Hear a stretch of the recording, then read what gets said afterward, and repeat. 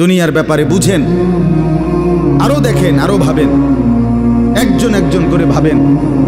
দুনিয়া আরো যদি সাজান, খোদার কসম ক্ষণিকের ক্ষণিকের ক্ষণিকের অল্প সময়ের দুনিয়া চমৎকার সাজাইয়াও তৃপ্ত হইতে পারবেন না, তৃপ্ত হইতে পারবেন।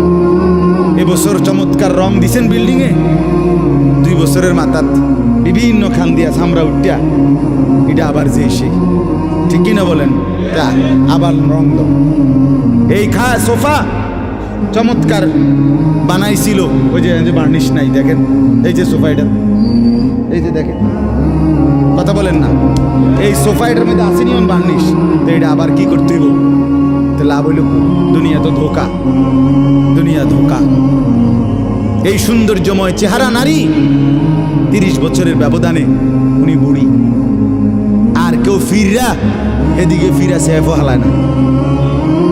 আজ যে যুবতী, যে বেহায়া নারী, বেপর্দা মহিলা বাজারে বাজারে ঘুরতো, যৌবন, আরে সেটা তার সম্পদ না, তারটা হইলে তো নিজের হইলে তো সে কখনোই বুড়া হইতো না। আল্লাহ তাআলা বলছে, আমি যখন যৌবন শেষ করে দিলাম, তো এখন আর কোন পুরুষ তার দিকে ফিররা থুতুও বালায় না। দুনিয়া এক অবস্থায় থাকে না, এক হালাতে থাকে না বাপ। এই জন্য ছেলেদেরকেও বলি, বাপ জিন্দিগি সুন্দর করো, তোমার এই হাসি থাকবে, তোমার এই সুস্থ সুন্দর সুঠাম দেহ থাকবে। আন্তরিকতা নিয়ে শুনলে, নিজের ভিতরে নেক মানসিকতা যদি থাকে, গ্রহণ করার মানসিকতা, তাহলে অল্প কথা তো ফায়দা হয়।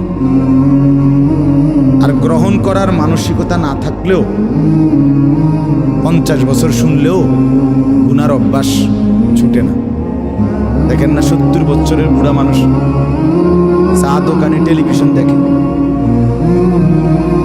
এত বড় বুড়ো মানুষ, মুরব্বী, উনি এখনো যদি বিড়ি খায়, সিগারেট খায়, এখনো যদি চা দোকানে টেলিভিশন দেখে, তো ওনার এই মন্দ অভ্যাস, বদ অভ্যাস কত বছর পরে ছুটবে? উনি আরো কয়শো বছর বাঁচলে গিয়া বুঝবে এটা গুনাহ।